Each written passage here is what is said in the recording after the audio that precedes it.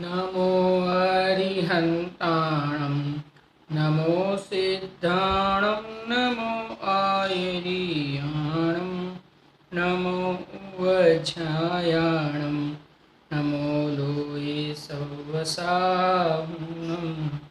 मङ्गलं भगवान् वीरो मङ्गलं गौतमो गणी मङ्गलं कुन्दकुन्दार्यो जैनधर्मोऽस्तु मङ्गलं सर्वमङ्गलमाङ्गल्यं सर्वकल्याणकारकं प्रधानं सर्वधर्माणां जैनं जयतु शासनं जैनं जयतु शासनं। बोलो रुद्रादेव शास्त्र भगवान की जय। संलेखना धारण करने वाले जीव को ये ख्याल में आ जाता है कि जो जितने भी ये जीव को दुख है वो सर्व दुख शरीर के माध्यम से ही है। शरीर को अपना मानने पर शरीर के प्रति जो इस जीव को राग हो रहा है और उसके माध्यम से जो परपदार्थ और परपदार्थ को के प्रति द्वेष हो रहा है उसके माध्यम से ही इस जीव के सर्व प्रकार के दुख है। कल हमने घटित किया था, आचार्य श्री संबंध भद्र स्वामी ने रत्नकर्ण सावकाचार के अंदर संलेखना अधिकार जो लिखा है उसके अंतर्गत उन्होंने हमें बताया था ये जीव के अगर कोई भी प्रकार का दुख है तो सर्व प्रकार के दुख का कारण शरीर के साथ संबंध होने पर करने पर ही होता है, शरीर की दृष्टि करने पर ही होता है, अन्य प्रकार से नहीं होता। हमने ये कल समझा था। उसके लिए हमने देखा था तीन चार भेद भी हमने देखे थे। जैसे हम सोचे कि हमें किस प्रकार का दुख है तो हम विचार करें कि हमें किस प्रकार का दुख है, तो जैसे भी हमें ख्याल में आता है हमें किस प्रकार का दुख है हम विचारे। हमारे जो दुख हमको सुबह से शाम तक दिखते हैं हम विचारे, पर विचारने के बाद हम नक्की करें कि ये जितने भी हम दुख मानते हैं उनका संबंध किसके साथ है, शरीर के साथ ही है। नियम से जितने भी प्रकार के दुख हम मान रहे हैं उन सर्व दुखों का संबंध शरीर के साथ है। इसके लिए शरीर से अगर आप हम नाता तोड़ दें तो सर्व प्रकार के दुखों का अभाव हो जाता है। बहुत सरल है, दुख दूर करने का उपाय भी बहुत सरल है, सुख प्राप्ति की उपाय भी सरल है। स्वरूप की सावधानी करें, स्वरूप का संचेतन करें, स्वरूप का अनुभव करें, स्वरूप का संवेदन करें। वो स्वरूप के संवेदन में शरीर का संवेदन नहीं होता है, यानी उस स्वरूप के संवेदन में ये ख्याल आता है कि शरीर में नहीं हूँ। शरीर के प्रति होने वाले रागादि भाव और अन्य जितने भी रागादि भाव है वो सब में नहीं हूँ, ये ख्याल में आ जाता है। ये ख्याल में आते ही जैसे जब भी हमको ये ख्याल में आ गया कि किसी भी प्रकार के रागादि भाव और पर पदार्थ इनके साथ मेरा कोई संबंध नहीं है। क्यों? क्योंकि सर्व जितने भी थे इनका सर्व का संबंध इस शरीर के साथ था और शरीर के साथ संबंध नहीं होने से सर्व प्रकार के संबंधों का अभाव हो जाता है। इसके लिए ज्ञानी जीवों के किसी भी प्रकार का दुख नहीं होता है, क्योंकि सर्व दुखों का जो आधार शरीर था उससे ही उन्होंने नाता तोड़ दिया है। इसके लिए अब उनको किसी भी प्रकार का दुख नहीं होता है।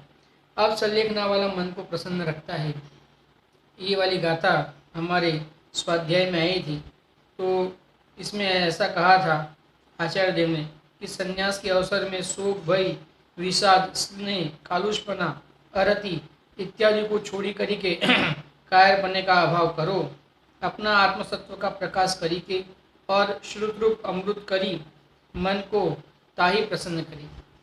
श्रुत के माध्यम से आगम के ज्ञान के माध्यम से अध्यात्म के ग्रंथों के स्वाध्याय के माध्यम से स्वरूप की प्राप्ति हेतु यानी स्वरूप की ही एक महिमा करते हुए, स्वरूप की प्राप्ति किस प्रकार से हो उसकी महिमा करते हुए हम अन्य सर्व की महिमा का त्याग करें। इस प्रकार से हमने कल देखा था। फिर हमने भावार्थ में देखा था कि अनादिते ही पर्याय में संसारी की आत्मबुद्धि लगी है। संसारी की किस में लगी आत्मबुद्धि? पर्याय में।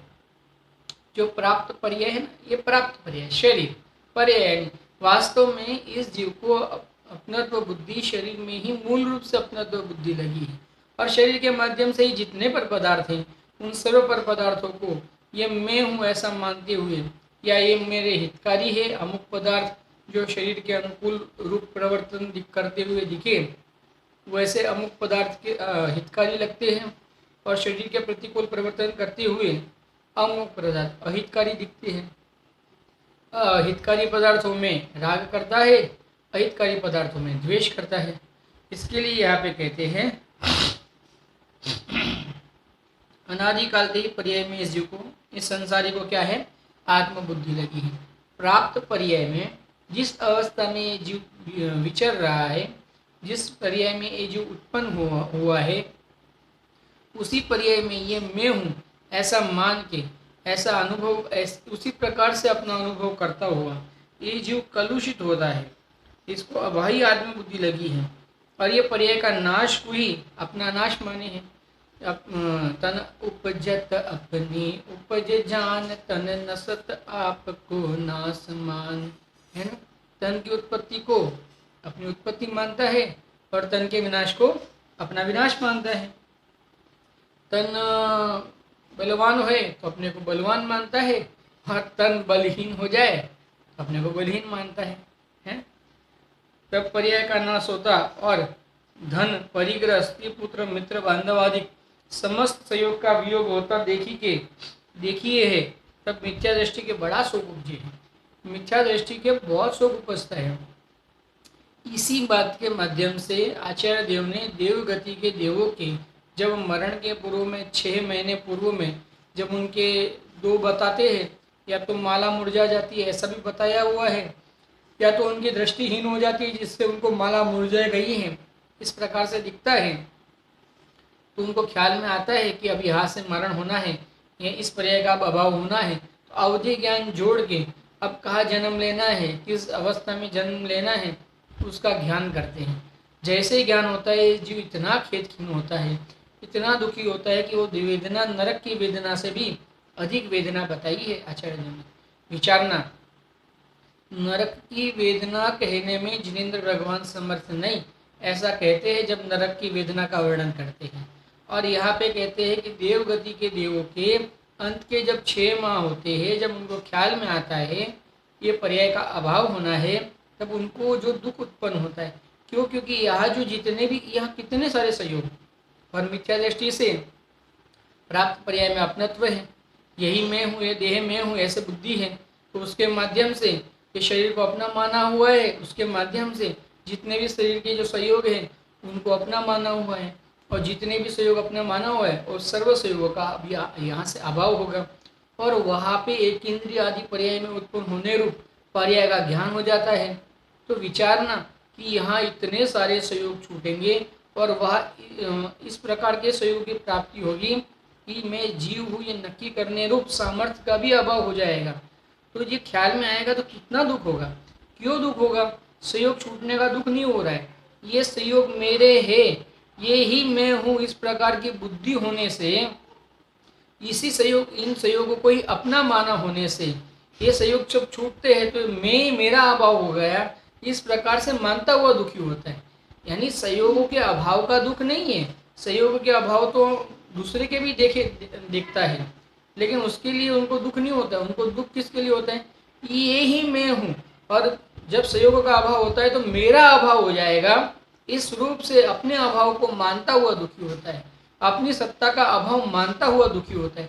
किसी भी जीव को अपनी सत्ता का अभाव स्वीकार नहीं है। विचारना, किसकी कौन से जीव को अपनी सत्ता का अभाव स्वीकार है? किसी को भी अपनी सत्ता का अभाव स्वीकार नहीं है। इसके लिए ये मिथ्यात्व के कारण बहुत बड़ा शोक उपजता है। इतना शोक होता है कि उसको कहने में जिनेंद्रदेव समर्थ नहीं है। विचारना, सम्यक दृष्टि के शोक नहीं उपजे हैं। अब सम्यक दृष्टि के तो ऐसा शोक नहीं उत्पन्न होता है। क्यों नहीं होता है? विचार करें, ऐसा विचार करे है। क्या विचार करता है सम्यक दृष्टि जीव? जो है आत्मन, पर्याय तो अनंत अनंतानंद ग्रहण होई, भय के छुट्टी है, यो देह रोगनी का उत्पत्ति का स्थान है। पर्याय तो अनंत बार हमने एक ये से दूसरे देह में, दूसरे देह से तीसरे देह में, ऐसे पर्याय तो हमने अनंत बार ग्रहण कर करके उसको छोड़ी है। और ये देह जो है ना, ये तो रोग का ही घर है, विचारना। और नित्य ही क्षुधा तृषा शीत उष्ण भयादिक उपजावने वाला है, महाकृतज्ञ है। ये सब हमारा हो गया है, कल खाली पढ़ के आगे ले रहे हैं। विनाशिक है, आत्मा के समस्त प्रकार दुख क्लेश आदि उपजावने वाला है। दुष्ट की संगति की जो त्यागने योग्य है, समस्त दुखनी का बीज है, महासंताप उद्वेग उपजावने वाला है, सदाकाल भय का उपजावने वाला है, बंदी ग्रह समान पराधीन करावने वाला है, जेती दुखनी की जाती है, ते समस्त वाक्य संगम ते भोग गई है। देखो ये सब हम भोगते क्यों है? इस शरीर के संगम से, यानी शरीर के साथ संगम, यानी शरीर का संगम होना तो योग्यता रूप है, लेकिन हमने हमारे उपयोग में उसका संगम किया ना, कि ये मैं हूँ, इस प्रकार से हमने ये पर्याय का संगम किया ना अपने साथ में, उसके कारण क्या होता है? देखो यह दुख के प्रकार गिनाए हैं। क्या दुख के प्रकार गिनाए हैं? एक तो शरीर स्वयं रोग का घर है, देखो सबसे पहला। फिर दुख उपजाने वाला है, रोग के कारण दुख उत्पन्न होगा। समस्त दुखनी का बीज है, महासंतापवान कराने वाला है। यानी शरीर अगर हमें अनुकूल सहयोग मिल जाते हैं तो भी समझना सुख नहीं है, संताप है। क्यों संताप है?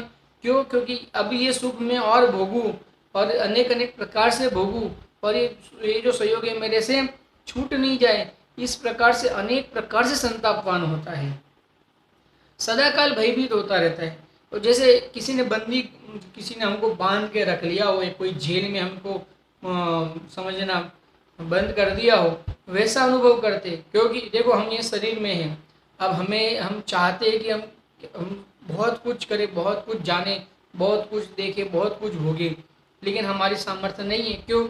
क्योंकि हम इस शरीर में इतनी योग्यता रूप ही है, विराजमान है, हमारे ज्ञान ही अल्प खुला है, तो हम सर्व को जान नहीं सकते, सर्व को भोग नहीं सकते।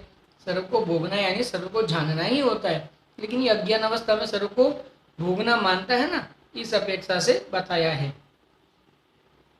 समस्त देखो जेती दुखनी की जाती है, समस्त वागे संयोग से भोगी है। ये समस्त हमने इसके सहयोग से भोगी है। किसके? देह के सहयोग से। ये समस्त जितने भी प्रकार के दुख है वो सब हमने देह के माध्यम से भोगे हैं, देह का संग किया है, इसके लिए भोगे हैं। अगर हम देह का संग छोड़ देवे, एक समय के भी अगर हम देह का संग छोड़ देवे, तो ये सर्व प्रकार के दुखों का हमारे अभाव हो जाए।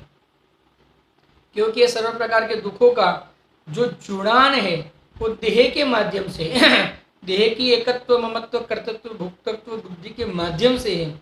अगर ये बुद्धियों का ही हमारे अभाव हो जाए तो हमारे सर्व प्रकार के दुखों का अभाव हो जाए। देखो क्या कहते हैं, आत्म स्वभाव को भुलाने वाला है, चाह की दाह का उपजाने वाला है। चाह की दाह उपजाने वाला है। जब तक शरीर होगी तो खाना पीना अनेक प्रकार के, उसको ठंड लगेगी तो गर्म कपड़े, गर्मी लगेगी तो ठंड के संयोग आदि अनेक प्रकार से उन्हें संयोग और वियोग की उसके हिसाब से प्राप्ति के लिए क्या होता है, इसको महादाह उपजा, चाह की दाह, अनेक अनेक प्रकार की चाह इस जीव को उत्पन्न होती है। ठंड के समय में गर्मी की चाह उत्पन्न होती है। गर्मी यानी गर्मी, कोई कहाँ से मुझे गर्मी मिल जाए, यानी हीटर चालू करे, गर्म कपड़े पहने, अनेक अनेक प्रकार से वो ठंड का प्रतिकार करने के लिए ये क्या हो, इसको क्या होती है, इच्छा उत्पन्न होती है। ये मैं ऐसा करूँ तो ये ठंड मुझे नहीं लगेगी, अभी मैं ऐसे गरम गरम पदार्थों का सेवन करूँ, जैसे सौंठ है आदि में गरम गरम पदार्थ जो शरीर में गर्मी को उत्पन्न करावे, ऐसे गरम गरम पदार्थों का अगर मैं सेवन करूँ तो मैं ठंड से बचूँ। तो इस प्रकार से अनेक अनेक प्रकार की इच्छा उत्पन्न होती है।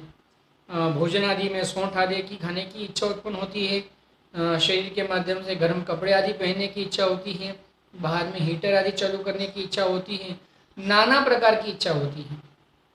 जब गर्मी का समय आता है तो अब एसी की, पंखे की आदि अनेक प्रकार की इस प्रकार के कपड़े पहनूं ताकि शरीर को वो पसीना सूख जावे और अधिक गर्मी नहीं लगे। इस प्रकार से अनेक प्रकार की इच्छा उत्पन्न होती है। भूख लगती है तो अनेक प्रकार से नित्य नवीन व्यंजन ग्रहण करने की इच्छा होती है। जब प्यास लगती है तो पानी पीने की इच्छा उत्पन्न होती है, ठंडा पानी की पीने की इच्छा उत्पन्न होती है। और अभी तो वर्तमान में कई अभक्ष जो पान है, जो वास्तव में तो छूने लायक भी नहीं है, उसके पान की भी इच्छा इस जीव को अज्ञान अवस्था में उत्पन्न होती है। क्यों? क्योंकि उससे सुख माना है। क्योंकि उससे उसको ऐसा लगता है, क्योंकि अगर बहुत गर्मी हो और इस प्रकार के जो ठंडे जो पेप्सी और एक कोका कोला आदि जो आते हैं, इनका सेवन करने जैसा बिल्कुल भी नहीं है वास्तव में, लेकिन फिर भी ये जैसे वो पीता है वो ठंडी के हिसाब से, उसमें भी रहता तो पानी है ना अधिकांश अंश, तो उसके वजह से इस जीव को अंतरंग में ठंडक उत्पन्न होती है, ऐसा महसूस करता है और उसको वो भाता है, क्योंकि बाहर में तो गर्मी है और इसके माध्यम से उसको ठंडक की महसूस होती है। तो रूह अफ़ज़ा शरबत आदि जो जितने भी आते हैं ये मार्केट में, जो जिनका ज्ञानी सेवन करता है तो उसके माध्यम से क्या मानता है, मैं सुखी हो गया, ऐसा मानता है। तो और इन पदार्थों का इच्छा करता है, इन पदार्थों के सेवन की, और इनका मिलना नहीं मिलना तो पुण्य के अधीन है। और अगर मिलता है तो राग करता है और नहीं मिलता है तो द्वेष करता है, यानी हर अपेक्षा से दुखी ही रहता है। राग करे व द्वेष करे दुखी ही रहता है। देखो क्या कहते हैं, अपने स्वरूप को भूला, मेन तो अपने स्वरूप को भुलाने वाला है। जो अपने स्वरूप को भुला देवे, जो बात अपने स्वरूप को भुला देवे, वो बात सर्व दुख उत्पन्न कराने वाली होती है। क्योंकि सुख अपने स्वरूप के माध्यम, जहाँ सुख होगा वहां से सुख आएगा ना। सुख अपने स्वरूप में भरा पड़ा है और हम अपने स्वरूप को ही भूल जाए, यानी अपने सुख स्वरूप को ही भूल जाए और बाहर से सुख माने तो बाहर से सुख आ सके, ऐसी व्यवस्था नहीं है। बाहर से सुख हमें प्राप्त हो सके ऐसी व्यवस्था नहीं, क्योंकि बाहर में अपना सुख है नहीं। अपना सुख तो अपने में है, अपना सुख अपने में है और हम अपने ही स्वभाव को भूला बैठे हैं और बाहर से अपने को सुख हो जाएगा, इस प्रकार की मान्यता करते हैं। तो कब सुखी होंगे?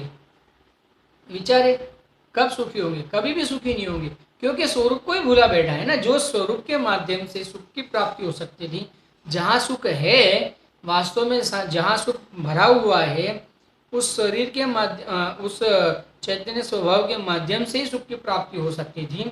ऐसा होने पर भी ऐसा अपने स्वरूप को भुला दिया है। अरे सुख स्वरूप तो मैं हूँ, अरे मैं सुख से बना हुआ हूँ। अब जो स्वयं सुख से बना हुआ है उसको बाहर से सुख किस प्रकार से आएगा? अगर मैं सुख से परिपूर्ण नहीं होता, अगर मेरे में कुछ सुख कम होता तो बाहर से सुख आ सकता था, लेकिन मैं सुख से भरा पड़ा हूँ। मेरे प्रत्येक रोम रोम में सुख है, मेरे आत्मा के प्रत्येक प्रदेश प्रदेश सुख से बने हुए हैं। कहीं भी कोई सुख का प्रदेश, कहीं किसी भी प्रदेश में सुख नहीं हो, ऐसा नहीं है। तो फिर बाहर से सुख आएगा किस हिसाब से? जब अगर खाली हो ना डब्बा खाली हो तो आप उसमें कुछ भर सको। जब डब्बा पूर्ण भरा हुआ है, अब उसमें कुछ रहने की योग्यता ही नहीं है, तो बाहर से आप कुछ भी डालोगे तो वो डब्बे में रहेगा ही नहीं, वो डब्बे से गिर जाएगा, समझना। इसके लिए मैंने उदाहरण भी दिया था। हमारे यहाँ पे बहुत छोटे बच्चे ने उदाहरण दिया था जिनवाणी का। उसको हमने वो कहा था कि आप जिनवाणी का स्वाध्याय कराओ, तो बहुत छोटे बच्चे ने, हमारे यहाँ जो विद्वान है अश्विन भाई, उनके भाई है मनोज भाई, उनके लड़के ने बहुत ही बढ़िया उदाहरण दिया था कि जैसे एक बोतल के अंदर टमाटर भरे हो, समझना 6 टमाटर रहने की योग्यता हो उस बोतल में। अगर आप 7वां टमाटर रखोगे और फिर वो ढक्कन बंद करोगे तो क्या हो जाएगा? 7 के 7 टमाटर पिचक के वो टमाटर नहीं रहेंगे, उस टमाटर वो पिचक जाएंगे, समझना। यानी वहाँ पे 7वां टमाटर रहने की, क्योंकि 6 की योग्यता थी और 6 हो गए। वैसे ये आत्मा स्वभाव सुख से बना हुआ है, इसके प्रत्येक प्रदेश में सुख है। जब कई सुख से खाली ही नहीं है ये आत्मा, तब बाहर से सुख आएगा कैसे? आ सकता ही नहीं ना, क्योंकि बाहर में अपना सुख है नहीं और स्वयं सुख से परिपूर्ण है। दो न्याय है ना, एक तो स्वयं सुख से परिपूर्ण है और बाहर से सुख अपने को मिल सकता नहीं। अब बाहर से सुख आ सकता नहीं और स्वयं परिपूर्ण है, तो फिर किस प्रकार से आप समझना, इन संयोगों के माध्यम से सुख मिलेगा और मिलता नहीं है, और संयोगों के माध्यम से सुख मान के रखा है। अब जिनके माध्यम से मैंने सुख मान के रखा है वहां से सुख मिलता नहीं है, तो मुझे क्या होता है, दुख होता है। क्यों? क्योंकि मेरी जो श्रद्धा है ना, मेरी श्रद्धा को क्या हुआ, मेरी श्रद्धा को चोट पहुंची, इसके लिए मुझे दुख उत्पन्न हुआ। क्योंकि मैं तो मान रहा था ना वहां से आएगा, वहां से आता नहीं है, इसके लिए दुख उत्पन्न होता है। देखो क्या कहते हैं, आत्मा को भुलाने वाला है, मेन तो आत्मा को भुलाने वाला है। जितने भी संयोगों के भाव जो है ना, ये सब कैसे है, आत्मा को भुलाने वाले हैं। यानी आप विचारना, आत्मा को भूलने जैसा नहीं है। यहाँ पे ये कहते हैं, देखो और क्या कहते हैं, चाह की दाह का उपजाने वाला है और आत्मा को भुला के सुख की चाह, सुख बाहर से मिलेगा, इस प्रकार से सुख की चाह को उत्पन्न कराने वाला है। महामलिन है, महामलिन है क्या, देह के प्रति की बुद्धि महामलिन है, देह भी महामलिन है और देह के प्रति की बुद्धि भी महामलिन है।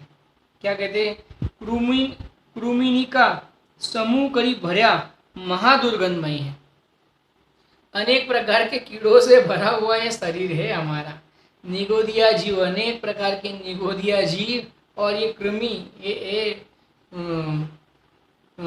क्या बोलते हैं, कीड़े अनेक अनेक प्रकार के जो कीड़े होते हैं ना, हमारे शरीर में ठस ठस के भरे हैं। हमें ऐसा लगता है कि ऐसा कैसा होगा, ऐसा ही है वस्तु स्वरूप, हमें ऐसा ख्याल में नहीं आता।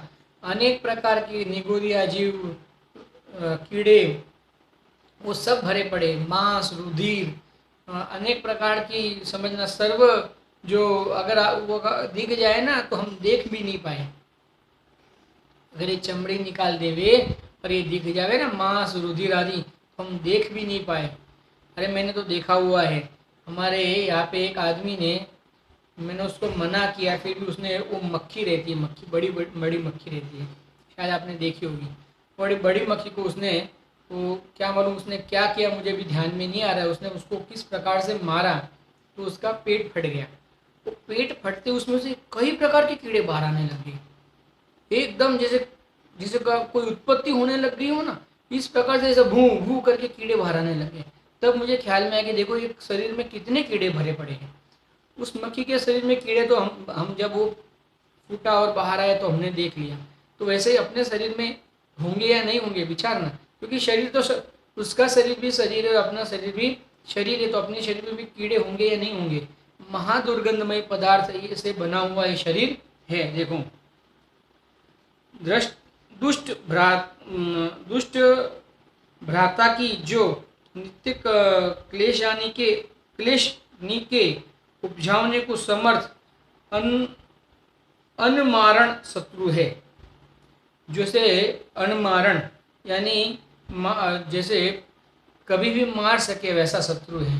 कहने का मतलब, आप विचार नहीं सकते कभी इस शरीर का कब अभाव हो जाएगा, ये आपको ख्याल में भी नहीं आएगा। आपको तो ऐसा लगेगा कि अरे कई बार हम नहीं बोलते हैं, अरे इतने मजबूत जीव थे और कब मर गए, कैसे मर गए, क्या हो गया उनको। अब वो शरीर की वस्तु व्यवस्था ही ऐसी है, शरीर की स्थिति ही ऐसी है, कभी भी उसका अभाव हो सकता है। देखो, अनमारण शत्रु है, ऐसे देह का वियोग होने का बड़ा शोक है। ऐसे देह का वियोग होने का इस अज्ञानी को कैसा है, शोक है। याति ज्ञानी शोक को छोड़े है। ज्ञानी क्या करते हैं, शोक को छोड़ते हैं, शोक नहीं करते। क्यों शोक नहीं करते, क्योंकि वो मेरा नहीं। अब मैं जो चीज़ मेरी है ही नहीं, वो आवे जावे, उसमें दुर्गंध हो जाए, उसमें कीड़े हो जाए, उसमें जो होना हो जाए, मैं क्यों दुखी हो जाऊँ। मेरे दुख होने का क्या संबंध है, जब उससे मेरा संबंध ही नहीं है, जब वो मेरा कुछ लगता ही नहीं है, दूर दूर हमारा उनका कोई संबंध ही नहीं है, तब उसके माध्यम से मुझे दुख होगा, ऐसा कैसे मानेगा ज्ञानी जी। देखो क्या कहते हैं, ज्ञानी शोक को छोड़ता है, मरण का भय नहीं करे और मरण का भय भी नहीं करता है, क्योंकि मरता ही नहीं ना। कैसे कहाँ मरता है ज्ञानी को पता है कि संयोग का वियोग होने वाला है, मेरी सत्ता का अभाव नहीं होने वाला है, इसके लिए मरण का भय नहीं करता है। हमने ये सब पूर्व में देखा हुआ है, इसके लिए फिर वापस इसका विस्तार नहीं करते हैं। आपको अगर इस बात को समझना है तो संलेखन मरण के माध्यम से हमने मृत्यु महोत्सव के माध्यम से जब पंडित सदाशिव दास जी ने उनके विचार बताए थे संलेखन मरण के बारे में, वहाँ पे मृत्यु महोत्सव के विषय में हमने इस बात की चर्चा की थी, आप वहाँ से सुन सकते हो। तीसरा या चौथा प्रवचन स्वाध्याय होगा अपना, मैंने उसके अंदर लिखा भी है विषय वस्तु के अंदर कि यह मृत्यु महोत्सव के ऊपर चर्चा हुई है। उस स्वाध्याय के माध्यम से आप उसको पढ़ सकते हैं। देखो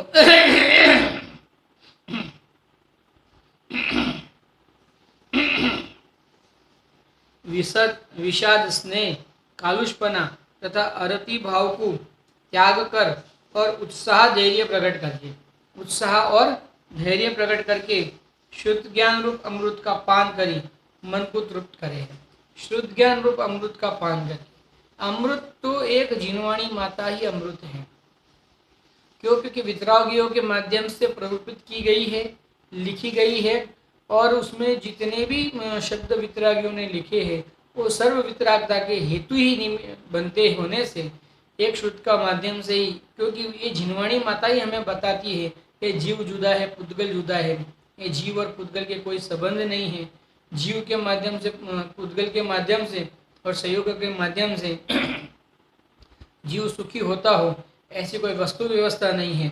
इसके लिए ख्याल में आता है तो इस शुद्ध ज्ञान रूप अमृत का पान करी मन को तृप्त करे, और मन को तृप्त करता है यानी मन को शांत करता है, मन में उत्पन्न होने वाले सर्व प्रकार के कलेशों का अभाव करता है। देखो अब यहाँ संलेखना के दो प्रकार हैं।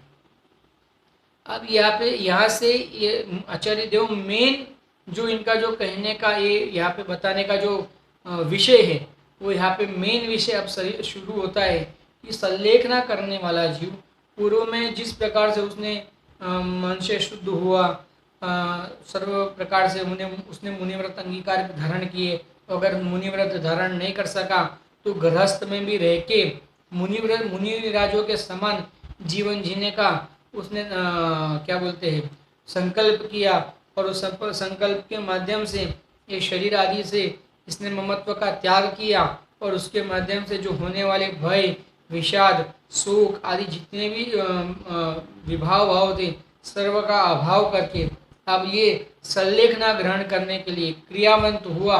वो संलेखना दो प्रकार की है।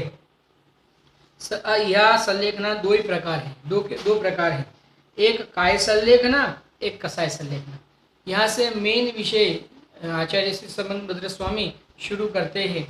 दो प्रकार की संलेखना होती है, एक तो काय की संलेखना और एक उसके माध्यम से उत्पन्न होने वाले कषायों की संलेखना। देखो यह संलेखना नाम सम्यक प्रकार कई कृष करने का है। सम्यक प्रकार से कृष करने का है। सत आलेखन, एक तो अगर सत आलेखन कहे तो सत का आलेख करना, और सत लेखन कहे तो सत को जानना, और उसके माध्यम से कर्म आदि का लुंचन करना, उसके माध्यम से कसाय आदि का कृष करना, उसको क्या कहेंगे संलेखना। देखो यह संलेखना का इन्होंने डेफिनेशन बताया है। यहाँ संलेखना नाम सम्यक प्रकार का कृष करने का है।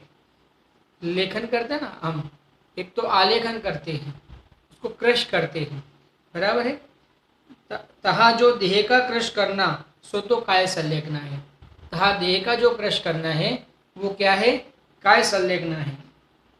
क्योंकि इस काय को जो पुष्ट करो सुखिया राख्यो, क्यों इंद्रिय ते विषय की तीव्र लालसा उपजावे है, आत्म विशुद्धता को नष्ट करे है, काम लोभादिक की वृद्धि करे है, निंदा प्रमाद आलस आदि उपजावे है, परिसर सहने में असमर्थ होई है, त्याग संयम के सन्मुख नहीं होई है, आत्मा को दुर्गति गमन करावे है, वात पित्त कफ आदि अनेक रोगनी को उपजाए, महादूर ध्यान कराए, संसार परिभ्रमण करावे है। इतने सारे जो दोष है ये शरीर के माध्यम से होते हैं, शरीर को अपना माध्यम से होते हैं। देखो कितने आते हैं अपन समझते हैं। देखो पढ़ते हैं वापस, जो क्या कहते हैं, जो कि जैसे ही अगर काय को पुष्ट करेंगे, अगर ये शरीर में हूँ ऐसा मान के शरीर को पुष्ट करेंगे तो क्या तकलीफ होगी। शरीर को सुखी रखें तो क्या, इंद्रिय विषयों की लालसा उत्पन्न होगी हमको। जितना ये 5 इंद्रिय प्रबल है तो उतनी 5 इंद्रिय जितनी प्रबल होगी हमें उनके पांचों इंद्रियों के विषयों की ग्रहण करने की इच्छा और प्रबल होती जाएगी। और क्या कहते हैं, आत्मविशुद्धता को नष्ट करें, और पर की जितनी भी अपने को लालसा उत्पन्न होगी उतना अपने क्या होगा, आत्मविशुद्धता नष्ट होती जाएगी। काम भोगादि की वृद्धि करावे है। ये काम भोगादि तो ये विषय ही तो है, पांच इंद्रिय के विषय काम और भोग, रसना और काम। काम के पंडित जी ने, डॉक्टर साहब ने काम और भोग के भेद किए हैं। जैसे काम के काम का स्पर्शेंद्रिय, रसना इंद्रिय, और इसको काम का लिया है, और भोग इनको भोग में लिया है, और काम में चक्षु इसको काम में लिया है। तो काम और भोग इसके अंदर ये पांच इंद्रिया वास्तव में तो कोई भेद है वास्तव में, लेकिन ऐसा कोई अलग से भेद नहीं होता। पांचों इंद्रिय काम और भोग के अंदर क्या करती है, हमें उलझा के रखती है। तो क्या होता है, काम और भोग की लालसा को उपजाने वाला है, तीव्र लालसा को उपजाने वाला है। और कैसा है, देखो कहा गया वापिस,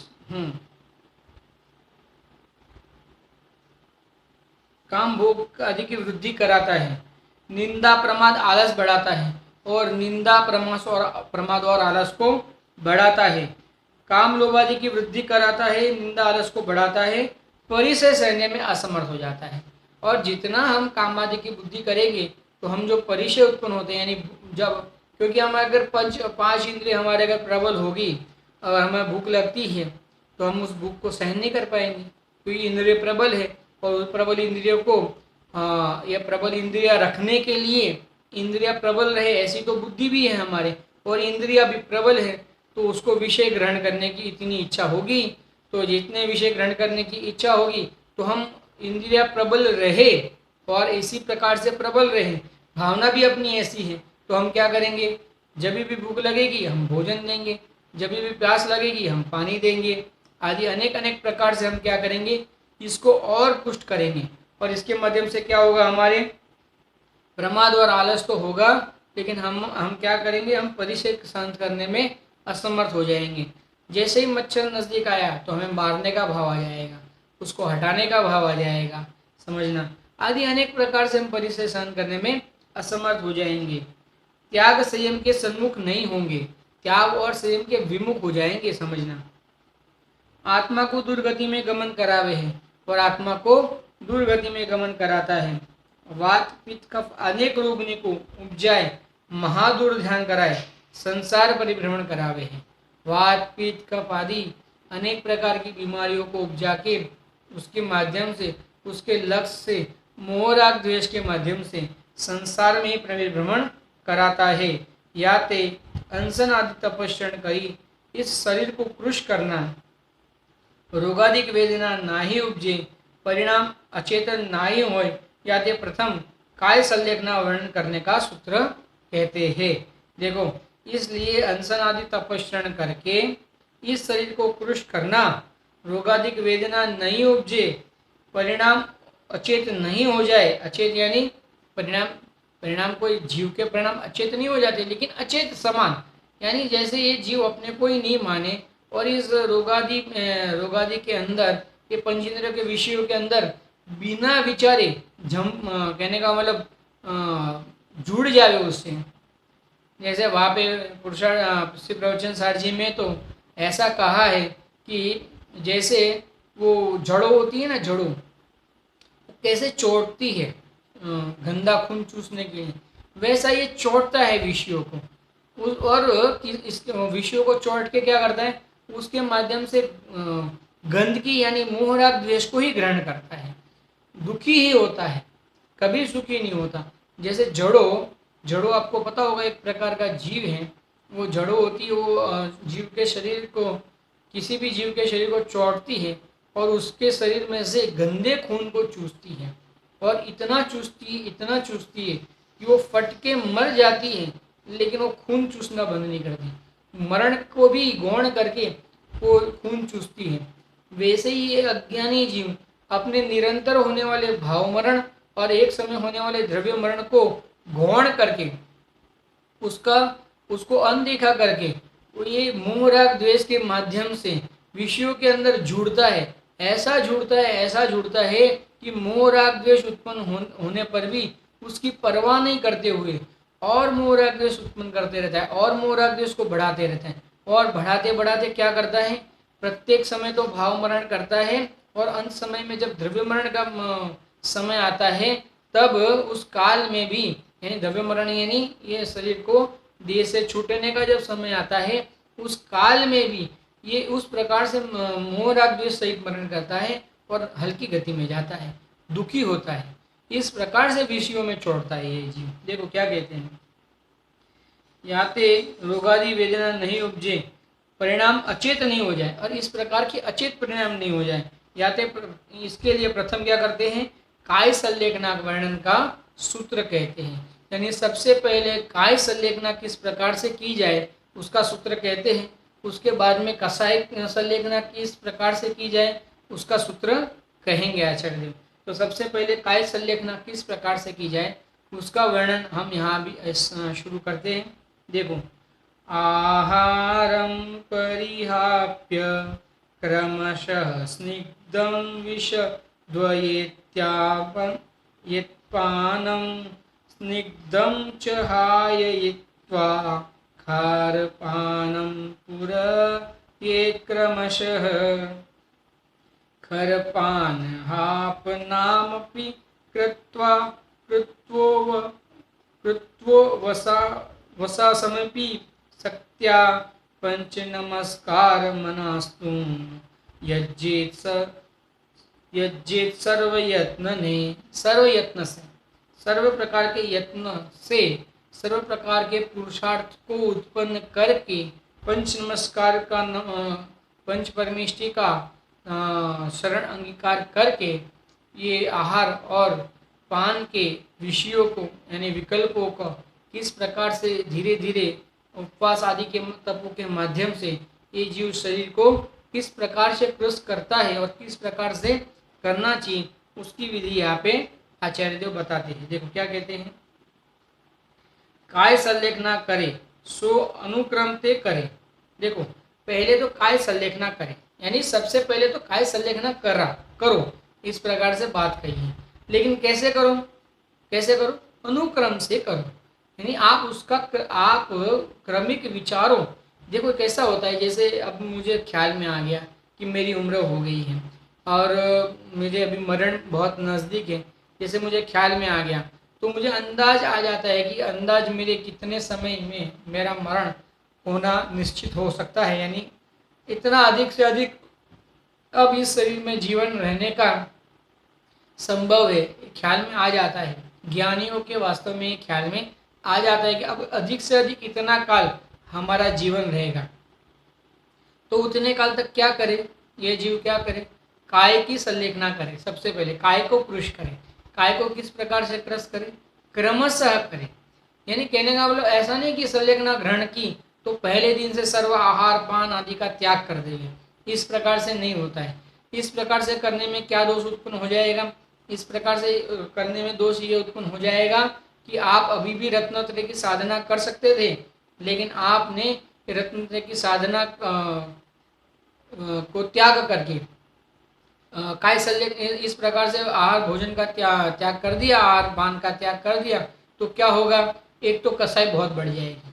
क्यों, क्योंकि अभी आपकी इस प्रकार की शरीर की अनुकूलता है कि वो आपको कहने का मतलब दुख पीड़ा उपजा सकता है, आपको बहुत पीड़ा दे सकता है अगर आप भोजन आदि बिल्कुल ग्रहण नहीं करेंगे तो। और उसके माध्यम से आप जो तपाराधना कर रहे थे उसमें भी आपको कहने का मतलब दृढ़ता नहीं रहेगी, आप उसमें फिसल सकते हैं, आपके राग आदि बढ़ सकते हैं, शरीर के आदि के माध्यम से आपके राग आदि बढ़ सकते हैं, तो शुद्धोपयोग रूप साधना आप नहीं कर पाएंगे। मुनि अवस्था में भी ऐसा होता है। मुनिराज क्यों भोजन ग्रहण करते हैं, क्योंकि शुद्ध जब मुनि प्रणा अंगीकार करते तब तो शुद्धोपयोगी प्रतिज्ञा ली हुई है, तो फिर भोजन क्यों अंगीकार करते हैं, भोजन करेंगे तब शुद्धोपयोग, तो उतना शुद्धोपयोग का उन्हें कहने का मतलब नुकसान होगा, तो फिर भोजन क्यों ग्रहण करते हैं, एक शुद्धोपयोगी तो प्रतिज्ञा ली है। फिर भी भोजन ग्रहण इसके लिए करते हैं कि अगर वर्तमान में भोजन ग्रहण नहीं करेंगे तो क्या होगा, शरीर शिथिल हो जाएगा, और शरीर शिथिल हो जाएगा तो आराधना नहीं कर पाएंगे। विचारना जरा, आराधना करने के लिए शरीर की थोड़ी सी जो योग्यता होती है वो हेतुभूत होती है। इसके लिए क्रमशः करना चाहिए। किसी भी चीज को एकदम से नहीं या तो घटाना चाहिए या बढ़ाना चाहिए।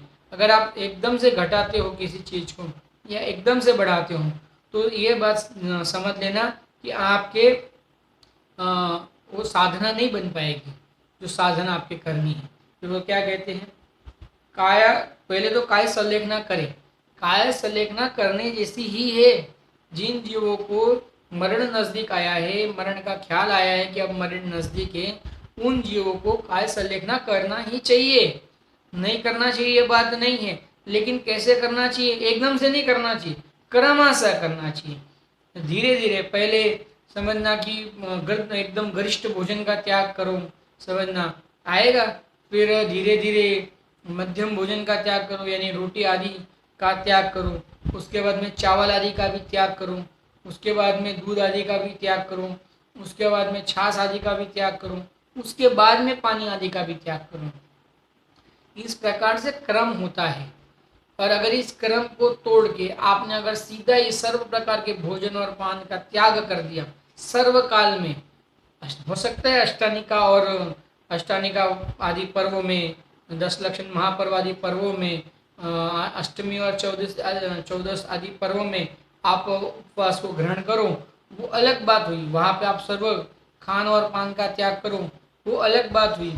उन पर्वों में आप विशेष आराधना करो, वो बात तो अलग हुई। लेकिन सर्व प्रकार से सर्वकाल में ही अगर आप भोजन और पान का त्याग कर देंगे तो क्या होगा, आपके शरीर शिथिल हो जाएगा। और शरीर शिथिल होते ही आपके शुद्धोपयोग रूप साधना नहीं हो पाएगी, आपके आत्मा की आराधना नहीं हो पाएगी। आत्मा की आराधना में बाधा पहुंचेगी, और ये जीव आत्मा की आराधना में बाधा पहुंचे इस प्रकार की कोई भी क्रिया करने को नहीं इच्छा करता है।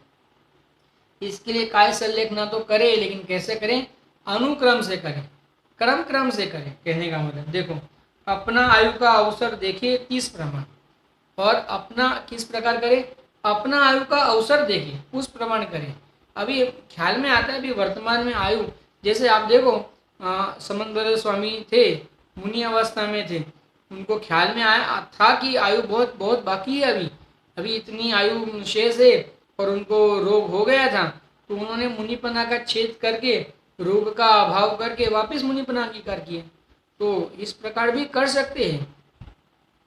क्यों, अगर उसी समय अगर आहार और पान का त्याग कर दिया होता तो साधना नहीं कर पाते ना भाई। साधना करनी है ना हमें, साधना अपने स्वरूप की साधना और आराधना का अभाव नहीं हो, इस प्रकार से जीवन जीना है। हर समय हमें इस बात का ख्याल रखना है कि हमारे स्वरूप की साधना और आराधना का अभाव ना हो, उसमें कोई बाधा ना पहुंचे। मूल बात तो ये है, रत्नत्रय के सेवन में बाधा ना पहुंचे।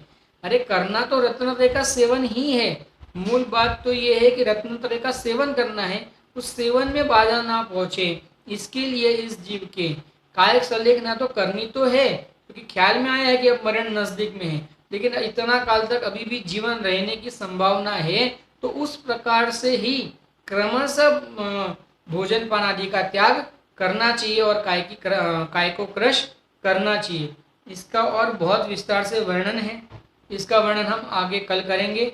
आज के लिए हम यहाँ पे अपना विषय को यहाँ पे समाप्त करते हैं, और हम भी इसी प्रकार से जब मरण नज़दीक आवे तो काय संलेखना जरूर करें, लेकिन क्रमशः करें, एकदम से सर्व काय संलेखना करना नहीं चाहिए, क्योंकि अब उसके माध्यम से रत्नत्रय की आराधना में हमारे बाधा पहुँचेगी, और रत्नत्रय की आराधना में बाधा पहुँचे ऐसा जीवन नहीं होना चाहिए। रत्नत्रय की साधना के लिए ही सर्व कार्य करने योग्य है। इसके लिए हमें मूल प्रयोजन तो हमारा रत्नत्रय की साधना है, तो हम रत्नत्रय की साधना करें, और इस प्रकार से काय संलेखना और कषाय संलेखना करके अपने जीवन को धन्य करें। इसी मंगल भावना के साथ में अभी के वक्तव्य को समाप्त करते। ओम नमः सिद्धेवी। सहजानंदी शुद्ध स्वरूपी अविनाशी हूँ आत्मस्वरूप, सहजानंदी शुद्ध स्वरूपी अविनाशी हूँ आत्मस्वरूप। सहजानंदी शुद्ध स्वरूपी अविनाशी हूँ आत्मस्वरूप। जिन वाणी के ज्ञान ते सूझे लोकालोक, सो वाणी मस्तक नम सदा देत हूँ। बोलो द्वादशांग में परमंगलकारी जिनवाणी मात की जय।